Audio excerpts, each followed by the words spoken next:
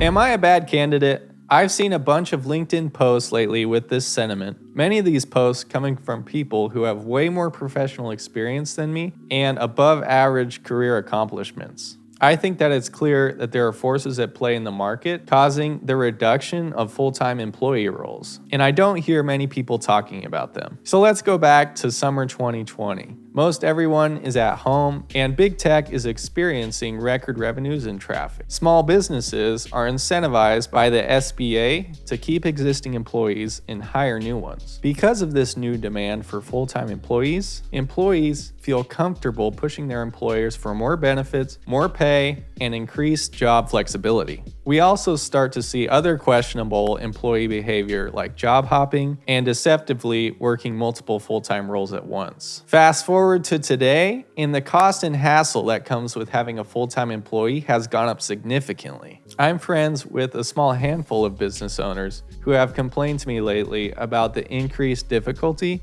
in having full-time employees. While many employees can now work from home and have better benefits, I think that this has backfired for the workforce overall and has become one of the key factors in the reduction of full-time roles that we're experiencing today. So on one hand, we have increased employee demands and costs to have employees for business owners. And in addition to this, we're also seeing a huge reduction in the demand for employee labor. For the big tech companies specifically, they've laid off hundreds of thousands of workers in the last few years, due reportedly to overprojections of growth that came from anomalous COVID traffic. In addition to this, we've also seen huge increases in productivity of the average knowledge worker due to the release of popular LLMs like ChatGPT. I know that I personally save around 20 to 30 hours a week of work just for myself by using LLMs. And in the workforce, projects that used to require an entire department to run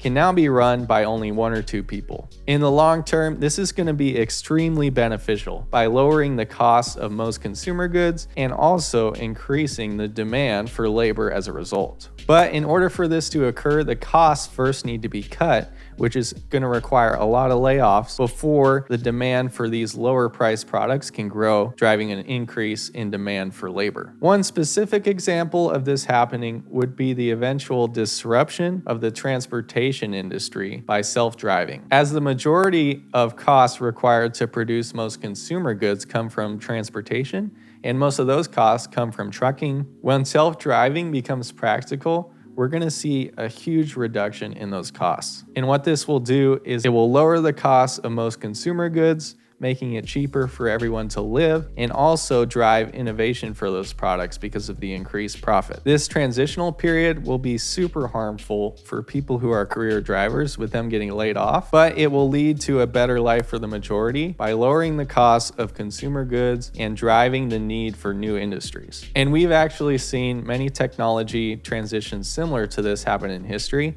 which is why I'm confident that this would be a good thing. But for those people who find themselves currently unemployed like myself, what should we do? Well, the forces that I mentioned above not only led to a reduction in the amount of full-time roles available, they are also driving two other positive changes that benefit the individual workers like you and me. First, they have forced the splitting of certain full-time roles into more specialized contract roles.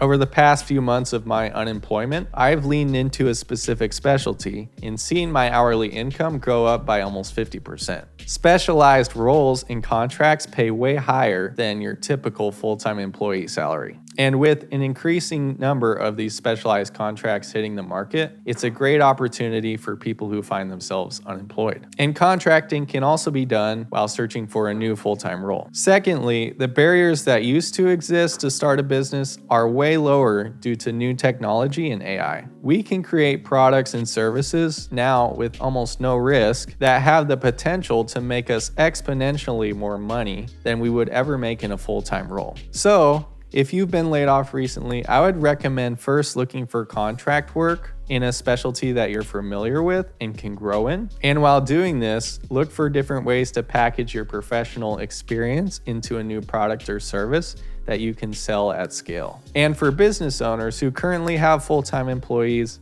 I would ask you just to please keep the customer the priority. Continue to navigate this transitional time with integrity, where you might need to lay off full-time employees in order to better serve your customer.